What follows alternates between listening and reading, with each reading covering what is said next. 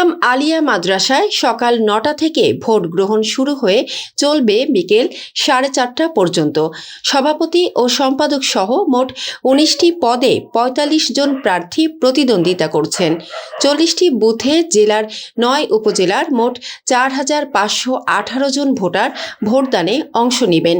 নির্বাচন অবাধ, সুষ্ঠু এবং নিরপেক্ষ করার জন্য যা যা প্রয়োজনীয় পদক্ষেপ নেওয়া দরকার সেটা আমরা নিয়েছি। নির্বাচন কমিশনার ডাক্তার মাহফুজার রহমান মজনু জানান, সকাল থেকে শান্তিপূর্ণভাবে ভোট উৎসব চলছে। জেলার শ্রমিকদের মধ্যে ঈদের আনন্দ বিরাজ করছে।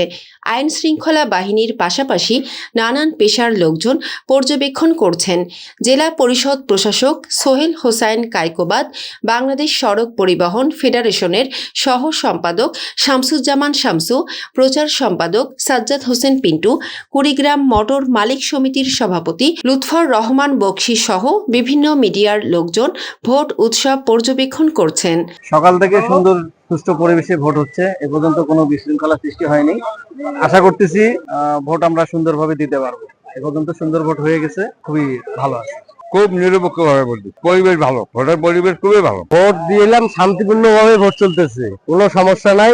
মানুষ যাচ্ছে, যার যার মতে ভোট দিচ্ছে, চলে আসতেছে। কুড়িগ্রাম জেলা বাস মালিক শ্রমিক ইউনিয়নের ত্রিবার্ষিক সাধারণ নির্বাচন 2026 অতি উৎসাহপূর্ণ এবং শান্তিপূর্ণভাবে অনুষ্ঠিত হচ্ছে। প্রার্থীদের প্রত্যাশা, দিনভর শান্তিপূর্ণ পরিবেশে ভোট গ্রহণ অনুষ্ঠিত হবে।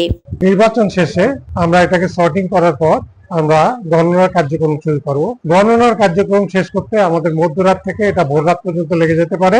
আমরা অতীতে যেভাবে গণনা করেছিলাম এবার ওইভাবে গণনা করব।